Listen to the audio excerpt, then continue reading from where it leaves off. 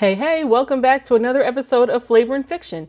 For those of you joining in for the first time, this is a segment where I take a book from my 2023 reading challenge, I give you a review, and then I make a recipe using an ingredient mentioned in the book. So you get your flavor and your fiction. And this time the category was a book with a heist. And I chose Clap When You Land by Acevedo. And now, as a disclaimer, I have to tell you that this is not a book about a heist. When I found this category, I just did a Google search of books with a heist, and this came up in the search. There's no heist. It's not a heist. I never would have categorized it that way, but it's still a really good book, so here we go. That being said, the ingredient mentioned in the book that I decided to use is coffee. So the recipe I chose was Chewy coffee cookies. So I made them this morning, and we're going to do a little taste test at the end of the video. But first, let's talk about the book. The book goes back and forth between viewpoints of Camino and Yahaira. I think that's how you say her name.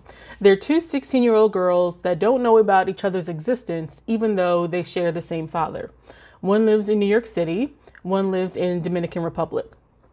So the one in New York City, she lives with her mother and father, and every summer her father goes on a business trip. Every fall he goes on a business trip to the Dominican Republic. And in the Dominican Republic, his daughter there lives with an aunt, and she believes that her father has to go to the United States to make more money. Otherwise, he'd be living there with her. He's been promising to try to bring her over, but saying that there's problems with like immigration papers and blah, blah, blah, like making all these excuses. So that's where we start off. So in New York City, his daughter, Yahaira, we find out that she has known for a year that her father had a second wife, a secret wife. And she doesn't know if her mother knows, but she found some evidence. And so she hasn't spoken to him for about a year. Then when he's supposed to be going back to the Dominican Republic this time, she finally cracks, and she doesn't address him, about this issue, but she at least speaks to him and, says goodbye and like, I'll see you when you get back type of thing. Meanwhile, Camino is at the airport in the Dominican Republic, and she's waiting on her father's plane. And they're both in for a horrible shock. And this is not a spoiler because this is what, is on the back of the book. The father dies in a plane crash. And this is actually based off of a real incident. American Airlines Flight 587, it crashed in Queens shortly after taking off. And this was like 2 months, I think 2 months exactly after 9/11. And so people were running crazy. It took a long time to get answers. And I know what you're thinking. Maybe that's the heist. No, it turned out just to be like mechanical issues, equipment malfunction. So yeah. So that's just a little background. So it's in the aftermath of the crash that the girls find out about each other's existence. And there's a lot of emotion, as you can imagine. There's a lot of anger and bitterness to go along with the grief.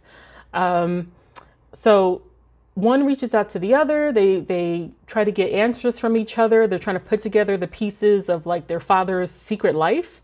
They both have things to be grateful for on their end and to be angry for and to feel like they missed out on the other end. So it's really a matter of forgiveness, discovery, family issues.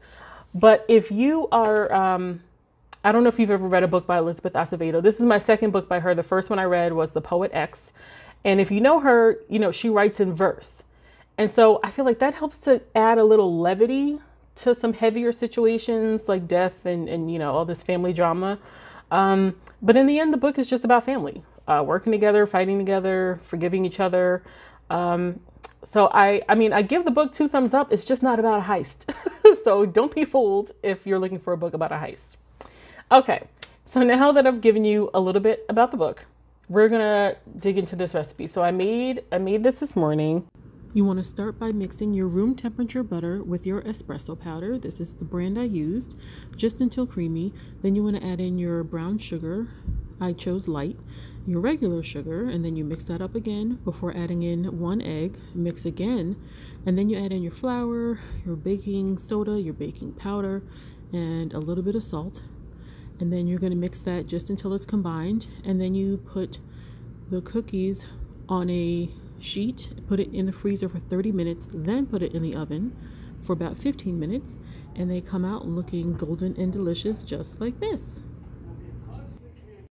Look how it's still warm. Look how big this cookie is. I put it on a saucer, but it's pretty big for a cookie.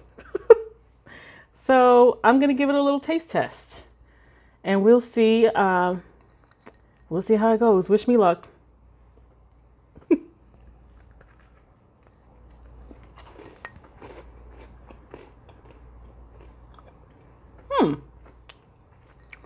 I feel like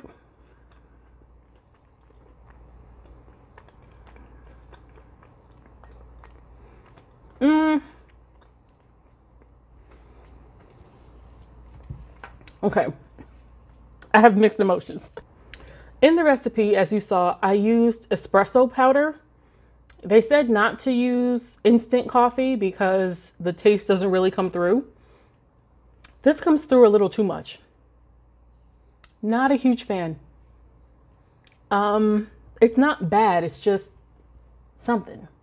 But I think I might take them to work, let my coworkers judge. Because first of all, I don't want to waste, and I like to share. It's okay. It's not really my thing, which is terrible because they look so good. I should have put chocolate chips in it. Well, I know for next time. But the espresso powder is a little strong. I would have been happier with like just a hint of coffee coming through. This is a coffee cookie. So if you're looking for that taste, you know. And as always, I'm going to put a link to the book and to the recipe in the description below. So don't forget to subscribe, and thank you for tuning in for another episode of Flavor and Fiction. See you next time.